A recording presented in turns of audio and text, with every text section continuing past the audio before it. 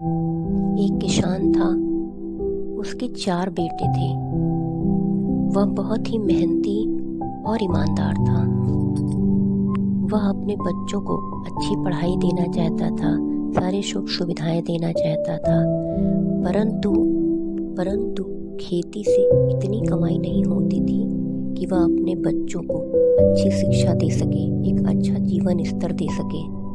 उसका एक बेटा जिसका नाम राजेश था, वह पढ़ने में बहुत ही अच्छा और मेहनती भी था, पर धन के अभाव में वह आगे पढ़ाई नहीं कर पाया। तभी उसने संकल्प लिया कि मैं कड़ी मेहनत करूंगा, मैं अपने बच्चों को वो सारी सुख सुविधाएं दूंगा जिनसे मैं बचपन में वंचित रहा। अच्छा खिलाऊंगा, अच्छा पहनाऊंगा, अच्छी शिक्षा दूंगा और किसी भी चीज की कमी नहीं रहने दूंगा।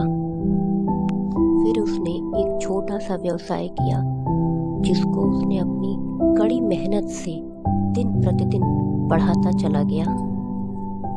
फिर उसकी शादी हुई, उसके बच्चे हुए। फिर उसने अपने बच्चों को सारी सुख सुविधाएं दी, कभी किसी चीज का अभाव नहीं होने दिया।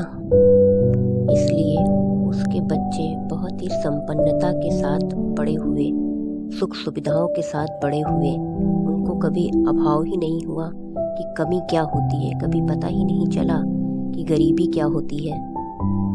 धन को कमाने के लिए कितनी मेहनत करनी पड़ती है, कितना संघर्ष करना पड़ता है। जो मांगा उन्होंने वो आसानी से मिल गया।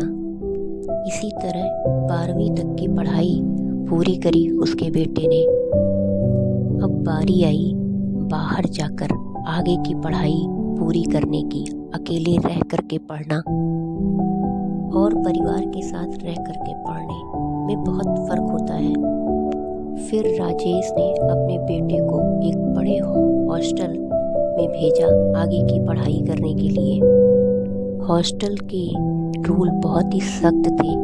वहाँ पर टाइम पर उठना, टाइम पर खाना, टाइम पर सोना, हर चीज़ एकदम टाइम पे करना होता था और जो बने वही खाना है। इन सब नियमों के साथ राजेश का बेटा एडजस्ट नहीं कर पा रहा था। ऐसे ही कुछ दिन रहा, फिर वह बीमार पड़ गया। बीमार हो जाने के कारण उसको वापस फिर घर आना पड़ गया। तबीयत ठीक होने के बाद उसको फिर हॉस्टल भेजा गया। वह कुछ दिन वहाँ रहा, उसके बाद फिर वैसी ही उसकी फिर तबीयत खराब हो गई और उसे फिर वापस घर आना पड़ा।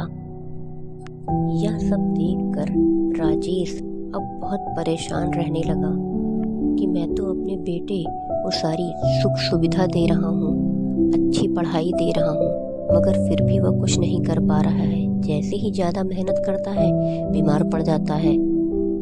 अब वह निराश और परेशान होकर अपने पिता के पास जाता है और कहता है, आपके पास तो धन का अभाव था, फिर भी आपने अपने 4 बेटों को पढ़ाया लिखाया, काबिल बनाया, और मेरे पास तो एक ही बेटा है। मैंने उसे सारी सुख सुविधाएं दी और अच्छी पढ़ाई भी दे रहा हूँ, फिर भी वह पढ़ नहीं पा रहा है।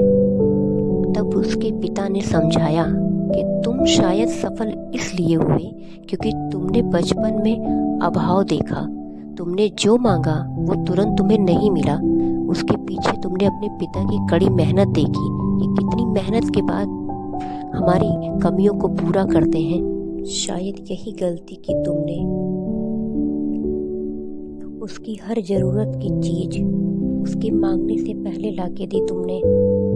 उसको एहसास ही नहीं होने दिया कि मेरी ज़रूरत को पूरा करने के लिए मेरे पिता कितनी मेहनत करते हैं। इसीलिए उसने कभी मेहनत करना सीखा ही नहीं।